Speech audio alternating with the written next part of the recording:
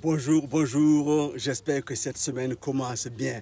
En tout cas, nous pouvons encore nous attendre à Dieu. Avec cette pensée, je voudrais vraiment t'encourager. Marchons dans la vérité, car Dieu change le mal en bien. Oui, marchons dans la profondeur de la vérité, qu'est la parole de Dieu, et Dieu change le mal en bien.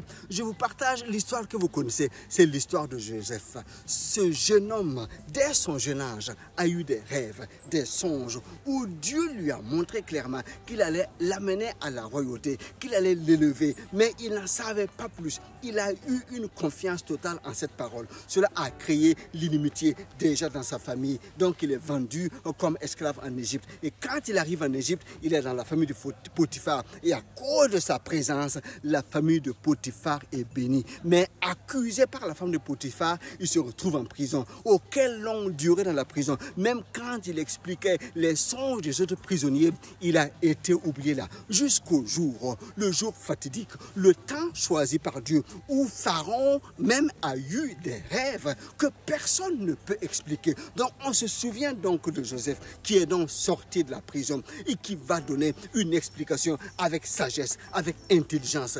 Et Pharaon regarde, non, je ne peux pas trouver un autre homme plus intelligent que cela. Donc Joseph est nommé sur le champ premier ministre afin qu'il règle le problème économique ou social qui allait venir. Parce qu'une grande famine devait arriver. Et Dieu finalement a suscité Joseph pour qu'il soit à ce lieu en ce moment pour être une solution pour sa famille, pour être une solution pour le monde. Donc voilà Joseph qui est maintenant premier ministre de l'Égypte, la plus puissante nation de l'époque. Et c'est ce que Dieu voulait faire dans sa vie. C'est pour cela, dès son enfance, il lui donne un rêve, un songe, en fait une parole de vérité qui a accompagné Joseph. Malgré les embouteillages, malgré les difficultés, malgré les oppositions, les défis, rien n'a pu obscurcir les desseins que Dieu avait pour Joseph parce qu'il est resté attaché à cette vérité et qui lui avait été donnée. Donc je viens t'encourager, marchons dans la vérité. Quand nous marchons dans la vérité, rien,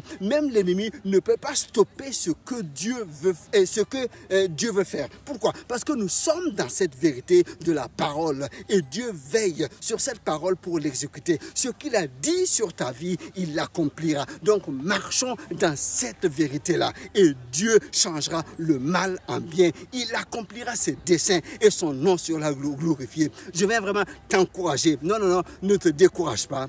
Marche dans la vérité, profondément dans cette vérité et Dieu changera le mal en bien. Sois béni, sois encouragé. Allez, que Dieu te bénisse. À la semaine prochaine. Je te prie de partager. Sois un relais. C'est encore moi pour te servir. Allez, bye bye.